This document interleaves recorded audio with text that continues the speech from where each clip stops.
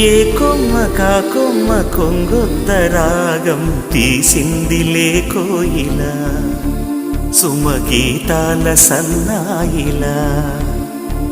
ఏ పువ్వు కా పువ్వు నీ పూజ కోసం పూసిందిలే దివ్వెలా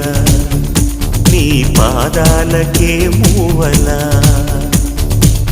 ఒక దేవత దివి దిగి వచ్చే ప్రియనేస్తల్లాగా